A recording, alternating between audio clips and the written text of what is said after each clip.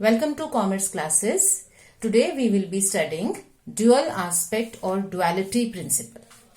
That is कि कोई भी ट्रांजैक्शन हो बिजनेस की उसके दो एस्पेक्ट्स हैं.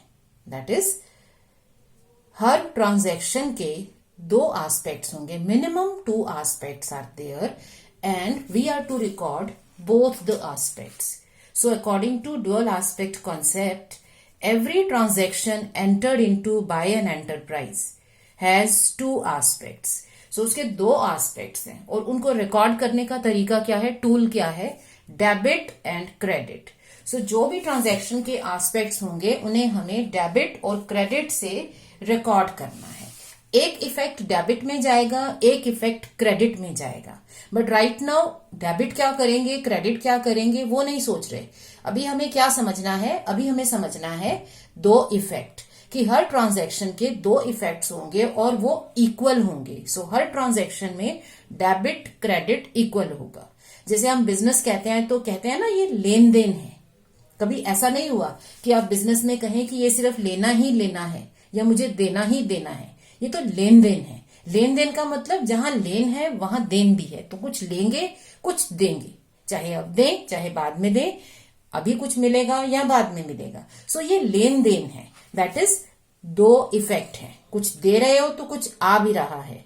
ठीक है. सो 2 इफेक्ट्स होंगे हर ट्रांजैक्शन के और उन्हें हमें रिकॉर्ड करना है. रिकॉर्ड करने के टूल्स हैं डेबिट और क्रेडिट. 2 साइड्स होती हैं अकाउंट्स की. डेबिट और क्रेडिट से हम उन्हें रिकॉर्ड करते हैं. So what we can say is that in every transaction for every debit there is a credit of equal amount in 1 और मोर अकाउंट्स. तो आप एक ट्रांजैक्शन में चाहे एक डेबिट करो चाहे 4 अकाउंट्स डेबिट करो, जितने भी डेबिट करोगे वो इक्वल होने चाहिए into the amount of credit. तो जितना डेबिट अमाउंट होगा उतना ही क्रेडिट अमाउंट होगा. अकाउंट्स अलग अलग हो सकते हैं लेकिन इफेक्ट सेम रहेगा. लाइक जब बिजनेस शुरू करते हैं तो हम क्या कहते हैं कि business is a separate entity. Business अपने ऑनर से अलग है. सो जब बिजनेस शुरू होता है इसके पास अपना कुछ नहीं होता. राइट. सो कंसिडर कि आप जो बिजनेस के लिए वर्किंग कर रहे हो, बिजनेस के पास अपना कुछ नहीं है. So someone starts it and that happens to be the honour. Honour ने बिजनेस शुरू किया. कैसे शुरू किया, उसने कुछ पैसा बिजनेस में लगाया. जैसे मिस्टर ए सेज कि मैं 50,000 से बिजनेस शुरू कर रहा हूं. सो वो 50,000 रुपीज लगा रहे हैं अपना बिजनेस शुरू करने के लिए. तो उन्होंने बिजनेस में पैसा लगाया. तो बिजनेस को क्या मिला, बिजनेस को मिला कैश. ठीक है ना. बिजनेस में पैसा लगाया तो बिजनेस के पास कैश आ गया. और बिजनेस को देना क्या है, राइट नाउ कुछ नहीं देना है. लेकिन जो बिजनेसमैन ने पैसा लगाया है तो बिजनेस उसको वो पैसा रिटर्न करेगा लेटर ऑन. तो वो अपना पैसा निकालेगा ना अपने बिजनेस से.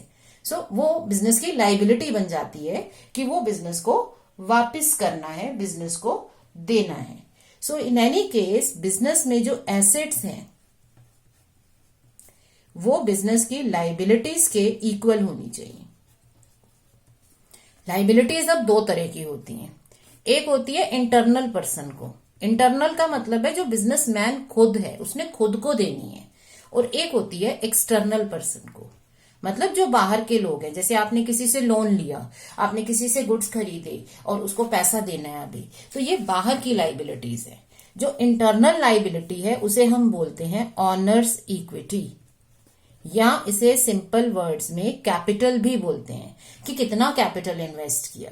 और जो एक्सटर्नल लाइबिलिटीज हैं टेक्निकली हम उन्हें लाइबिलिटीज टर्म के साथ एसोसिएट करते हैं. सो बिजनेस जब शुरू हुआ इसके पास ना तो कोई एसेट है ना कोई लाइबिलिटी है. बट लेटर ऑन जैसे जैसे ट्रांजैक्शंस होंगी, जैसे जैसे बिजनेस शुरू होगा, हर ट्रांजैक्शन के 2 इफेक्ट होंगे और दोनों इफेक्ट्स इस तरह से जाएंगे कि हमारी ये equation A is equal to L plus C, मतलब assets is equal to liabilities plus capital, honours equity capital और ये लाइबिलिटीज. तो ये इक्वेशन है A is equal to capital plus liability. But standard form में हम इसे A is equal to L plus C लिखते हैं. सो हर कंडीशन में, हर ट्रांजेक्शन में ये इक्वेशन होल्ड करेगी, ये हमेशा ट्रू रहेगी. इनके कंपोनेंट बदल सकते हैं। जैसे एसेट्स में क्या आ जाता है, आपका कैश बैलेंस है, बैंक बैलेंस है, बिल्डिंग है, फर्नीचर है, स्टॉक्स हो गए, कुछ पैसा किसी से मिलना है, रिसीव होने वाला है, अकाउंट्स रिसीवेबल हैं तो वो आ जाएंगे। लाइबिलिटीज में आपके लोन्स आ गए जो पे करने हैं, एक्सपेंसेस अगर पे करने हैं तो वो आ जाएंगे अकाउंट्स पेबल, और ये ऑनर को जो पेमेंट करनी है, जो उसने पैसा इन्वेस्ट किया। सो एट द एंड जितनी एसेट्स हैं वो इक्वल होंगी to all liabilities, that is liability towards external parties and liability towards internal party, that is businessman. So ये फंडामेंटल इक्वेशन जो है ये हमेशा होल्ड करेगी। फॉर एग्जाम्पल, इफ आई से mister x invested or started business with 10,000 rupees. अब इसका मतलब बिजनेस को क्या मिला? अब बिजनेस एक सेपरेट एंटिटी है तो आप खुद को बिजनेस मान लो, ये बिजनेस है, ठीक है, और ये हो गया बिजनेसमैन मिस्टर एक्स। सो मिस्टर एक्स ने बिजनेस शुरू किया, 10,000 रुपीज लगाए। सो इसने कहा कि मैं बिजनेस में 10,000 रुपीज लगा रहा हूं। सो अब बिजनेस को कैश मिल गई, बिजनेस गॉट कैश, और बिजनेस को ये 10,000 बाद में रिटर्न करने हैं। सो बिजनेस के पास एक एसेट आ गई 10,000 रुपीज कैश की, बाहर की कोई लाइबिलिटी नहीं है, बट ऑनर को उसे 10,000 रुपीज की कैपिटल बाद में पेबल हो जाएगी, रिटर्न करने वाली है। सो 10,000 इज इक्वल टू 10,000। तो ट्रांजेक्शन से कंपोनेंट इधर उधर हो सकते हैं, लेकिन इफेक्ट इस तरह से जाएगा कि लेफ्ट हैंड साइड हमेशा राइट के इक्वल होगी। अब ये जो चेंजेस हो रहे हैं इनको हम डेबिट और क्रेडिट से नोट करते हैं। सो जो भी हम नोट करेंगे इन ऑल, डेबिट हमेशा क्रेडिट्स के इक्वल होगा। So let us take up another transaction. Suppose now he buys shop, shop में काम करेगा, शॉप उसको चाहिए, शॉप खरीदी। Suppose amount is 2,000 rupees. एक बिल्डिंग खरीद ली, एक रूम, एक बिल्डिंग कह लीजिए, ऑफिस खरीद लिया 2,000 रुपीज का। इसका मतलब क्या हुआ, अब आपको कैश देनी है। सो ये जो बिजनेस है हमारा, सपोज कोई और पर्सन है जिससे आप शॉप खरीद रहे हो, सो एनीवन, कोई पर्सन है, आप उसको क्या दोगे, He gives you the ownership of the shop। अब आपको शॉप या बिल्डिंग मिल गई, आपने उसे क्या दिया, आप उसे कैश दे देते हो, ठीक है। तो बिजनेस से कैश चली गई, तो जो कैश आपके पास पहले थी 10,000 रुपीज, अब वो कैश 2,000 कम हो गई, लेकिन आपको मिला क्या, आपको एक बिल्डिंग मिल गई, ऑफिस बिल्डिंग, तो वो भी आपकी एसेट है। तो आपका ऑफिस बिल्डिंग कितने की आ गई, 2,000 रुपीज की ऑफिस बिल्डिंग। दूसरी तरफ कैपिटल आपकी वही है 10,000। सो कैश हो गई 8,000, बिल्डिंग हो गई 2,000। सो इन ऑल हमारी इक्वेशन अभी भी होल्ड कर रही है, assets is equal to liability plus capital. So components change हो सकते हैं, चीजें इधर उधर आ सकती हैं, लेकिन एट द एंड हमारी इक्वेशन होल्ड करेगी। बट अब आप ये कहोगे 10,000 में कैश इतना है और इतने की मेरी बिल्डिंग है। Now suppose take another case. Suppose अब उसे स्टॉक खरीदना है, वो बिजनेस कर रहा है, उसको गुड्स खरीदने हैं जो आगे बेचेगा। सो ही purchases stock,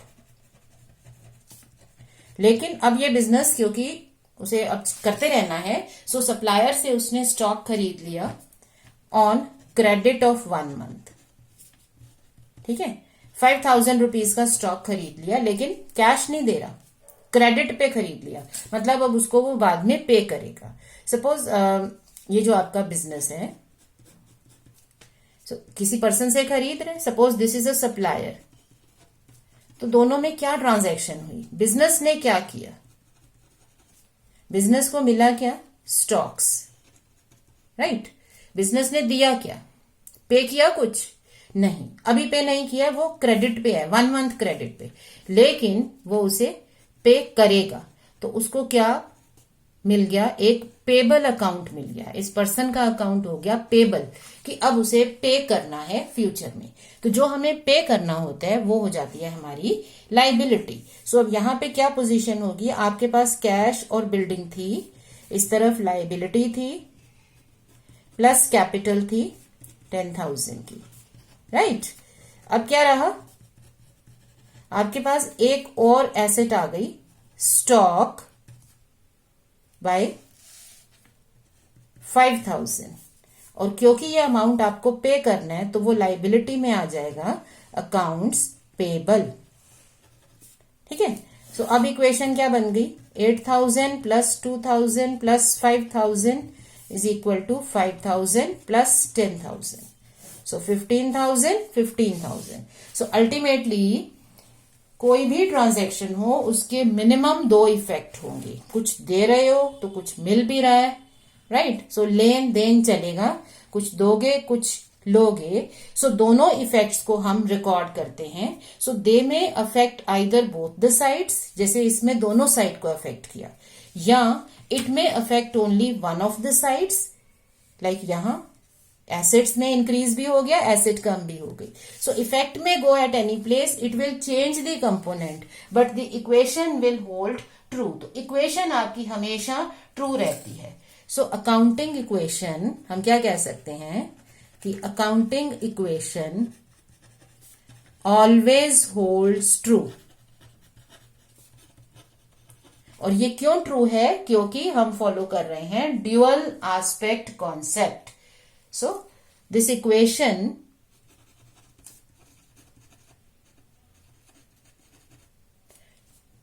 exhibits the fact that every transaction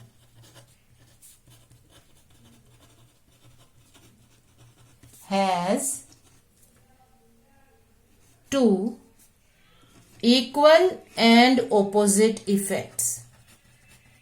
okay, so दो इक्वल इफेक्ट्स होंगे और ओपोजिट इफेक्ट्स होंगे, जिन्हें हम क्या कहते हैं, that is debit and credit. दोनों इफेक्ट्स को रिकॉर्ड करते हैं डेबिट और क्रेडिट से। एक इफेक्ट डेबिट से जाता है, एक इफेक्ट क्रेडिट से जाता है। अब वो कैसे होगा वो हम नेक्स्ट में समझेंगे। बस हमें ये याद रखना है कि कोई भी ट्रांजैक्शन हो उसके दो इफेक्ट होंगे एज पर ड्युअलिटी प्रिंसिपल, और दोनों ही इफेक्ट्स को रिकॉर्ड करेंगे। One will go with debit, one will go with credit. अब डेबिट का टोटल हमेशा क्रेडिट से मैच करेगा, तो हमारी ये इक्वेशन हमेशा होल्ड करेगी, मैच करेगी, इक्वल शो करेगी। In fact the complete double entry system, जो हमारा अकाउंटिंग का सिस्टम है जिसपे बेस्ड हम सारी अकाउंटिंग करते हैं, it is based on dual aspect principal. तो ये ड्यूअल एस्पेक्ट प्रिंसिपल पे बेस्ड है, राइट। सो हमें क्या याद रखना है, dual aspect principal says that each and every transaction has to effects, one debit and one credit, and the total of debits will always be equal to total of credits. So they have two equal and opposite effects to be recorded through debit and credit. So it is the base of double entry system. It is this concept which makes it possible to record the transactions in a scientific manner without any mistakes. जब तक तुम equal नहीं करोगे ना दोनों debits और credits को, आपकी एंट्री इनकम्प्लीट रहेगी। सो अगर एक अकाउंट डेबिट कर दिया है तो दूसरा क्रेडिट कहीं ना कहीं से आपको सॉल्व करना है, ढूंढना है। यू आर टू अंडरस्टैंड कि हर ट्रांजैक्शन के दो इफेक्ट्स होंगे। So I hope this dual aspect principle is clear to you. This is the most important principle because all our next work, whether we are journalizing or ledger posting, it is based on this. Thank you.